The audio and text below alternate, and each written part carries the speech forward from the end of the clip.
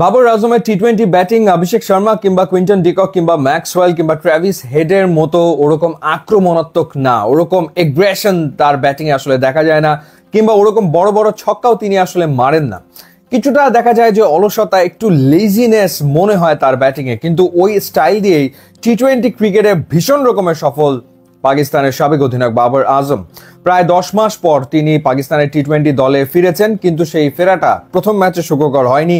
তিনি 0 রানে আউট হয়ে গিয়েছিলেন এবং সেই ম্যাচে পাকিস্তান সাউথ আফ্রিকার কাছে হেরেছিল। দ্বিতীয় টি-20তে তিনি 11 রানে অপরাজিত ছিলেন, সেই ম্যাচ পাকিস্তান জিতেছে। এবং থার্ড টি-20তে তিনি 50 পেলেন, 60+ একটা ইনিংস তিনি খেললেন এবং সেটা 13 ইনিংস পরে তিনি 50 দেখা পেলেন এবং তিনি ম্যাচ সেরা হয়েছেন, পাকিস্তানকে সিরিজ জিতিয়েছেন। এবং একই সাথে তিনি আসলে টি-20তে সর্বোচ্চ রান সংগ্রাহক বনে গেছেন এবং তিনি পেছনে ফেলেছেন ইন্ডিয়ার রোহিত শর্মাকে, যিনি টি-20 ওয়ার্ল্ড কাপের পর টি-20 ক্রিকেট থেকে অবসর নিয়েছেন। এবং একই সাথে 50+ ইনিংসের সংখ্যায় বিরাট কোহলিকেও পেছনে ফেলে দিয়েছেন বাবর আজম। বাবর আজমের টি-20তে রান 4302, রোহিত শর্মার রান 4231, বিরাট কোহলির রান 4188। এই তিনজন ব্যাটারি টি-20তে 4000-এর উপরে রান করেছে। এবং বাবর আজমের সবচেয়ে ইন্টারেস্টিং ব্যাপার হচ্ছে তার ব্যাটিং এভারেজ, যেটা আসলে আনবিলিভেবল, 39.83 তার ব্যাটিং এভারেজ। এবং রোহিত শর্মার ব্যাটিং এভারেজ হচ্ছে, যদি আপনাদেরকে বলি, 32.05, এবং বিরাট কোহলির ব্যাটিং এভারেজ টি-20 ফরম্যাটে 48.69। Can you believe that?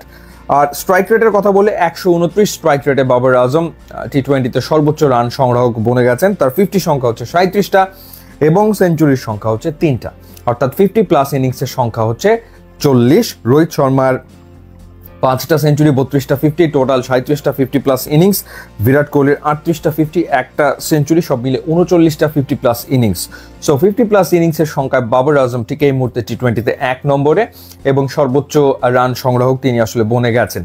তো মাঝের সময়টাতে বাবর আজম ছিলেন না এবং পাকিস্তান সেই সময় চেষ্টা করেছে, মানে বলা যায় মডার্ন ডেজ টি-20 ব্যাটারদেরকে প্রমোট করার বা নেক্সট জেনারেশন টি-20 ব্যাটারদের প্রমোট করার, কিন্তু সেটা করতে গিয়ে পাকিস্তান রেজাল্ট আসলে পায়নি। এবং রেজাল্ট পায়নি সেটা তো দেখা গেছে সবশেষ টি-20 ফরম্যাটের এশিয়া কাপে, এবং যখন আসলে ইন্ডিয়ার কাছে তারা ফাইনালে হেরেছে, গ্রুপ পর্বের ম্যাচে হেরেছে এবং খুব বাজেভাবে হেরেছে, এক পেশে ম্যাচ আসলে হয়েছে। তো তখনই আবার সিদ্ধান্ত হয় বাবর আজমকে ফিরিয়ে আনার। তো তাকে ফিরিয়ে আনার সিদ্ধান্ত যে সঠিক ছিল সেটা সাউথ আফ্রিকার বিপক্ষে এই সিরিজেই কিন্তু বাবর আজম প্রমাণ করে দিয়েছেন। এবং ডেফিনেটলি টি-20 ওয়ার্ল্ড কাপে নিশ্চয়ই বাবর আজমের ব্যাটের দিকে পাকিস্তান তাকিয়ে থাকবে। অর্থাৎ ব্যক্তিগতভাবে সাফল্যের চূড়ায় বাবর আজম পৌঁছলেও নিশ্চয়ই একটা দলগত সাফল্য তিনি চাইবেন এবং সেটা নিশ্চয়ই টি-20 বিশ্বকাপে। দেখা যাক তিনি সেখানে সফল হন কিনা। ইউটিউব এবং ইনস্টাগ্রাম লিঙ্ক দেওয়া আছে, আপনারা যদি যোগ দেন তাহলে খুবই খুশি হব। And thanks for watching. তবে শেষ কথা বলতে চাই যে ছক্কা এবং চারের হিসেবটা আপনাদের একটু জানিয়ে রাখতে চাই। বাবর আজম তিনি ছক্কা মেরেছেন মাত্র 73টা 131 ম্যাচে 124 ইনিংসে, চার মেরেছেন 457টা। অর্থাৎ শুধুমাত্র যে ছক্কাই মারতে হবে টি-20তে তেমন না, চার মেরে মেরে যে আসলে অনেক রান করা যায় সেটারই প্রমাণ আসলে বাবর আজম।